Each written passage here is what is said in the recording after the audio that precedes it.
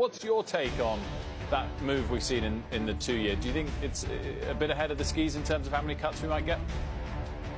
Not really. I mean, I do accept the point that on a Friday after 4th of July, don't necessarily trust what's going on in terms of trading. But overall, we think that things are setting up for 2 cuts this year, one in September, one in December. What we're seeing is the economy is cooling, but it's cooling slowly. That's very much the theme in this jobs report. I sort of echo what Steve was saying about it. I think it's significant they downgraded payroll job growth by 111,000 for the prior 2 months, and also that drop in temporary workers. These are signs that the economy is just gradually decelerating here. And we're also seeing signs that, despite a tight labour market, it's still tight with an unemployment rate of 4.1%, we're not seeing wage growth come out of that. So next big headline will be next week's CPI report. We think we're going to be down to a 3.2% year-over-year number, and that should push the personal consumption deflator down from 2.6 to 2.5 year-over-year. So we're edging ever closer to that Fed's 2% target. And I think that's enough progress for the Fed to begin to cut in September. You can see the labor market is cooling off, appropriately so, and we're watching it very carefully. But it doesn't look like it doesn't look like it's heating up or presenting a big problem for inflation going forward. Indeed, it looks like it's doing just what you would want it to do, which is to cool off over time, not quickly, not suddenly, not steeply. It's kind of what we've been hoping to see and have been seeing.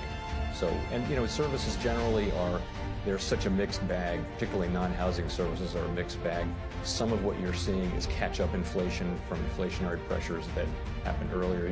That's true with insurance. It's also true with housing services inflation, where you've got some pent-up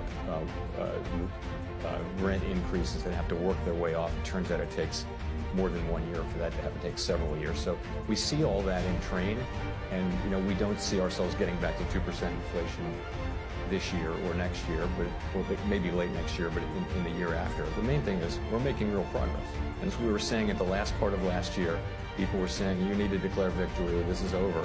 And then we had a quarter of inflation which was well above 3%. So we want to be more confident, and frankly, because the U.S. economy is strong, the labor market is strong, we have the ability to take our time and get this right. And that's what we're planning to do. So September?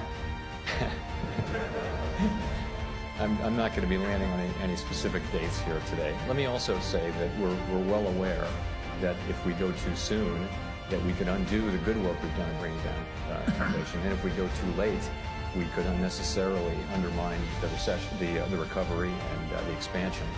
And so we're aware that we have two-sided risks now, more so than we did a year ago. That's a big change. I'd say risks are coming much more into balance.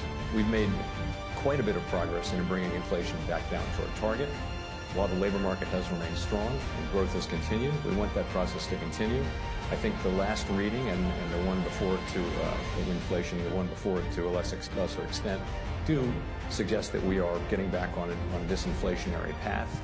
We want to be more confident that inflation is moving sustainably down toward 2% before we start the process of reducing how tight our policy is, of loosening policy. That's what we've said, and what we'd like to see is more data like what we've been seeing recently. We'd also like to see the labor market remain strong. We've said that if we saw the labor market unexpectedly weakening, that is also something that could call for a reaction.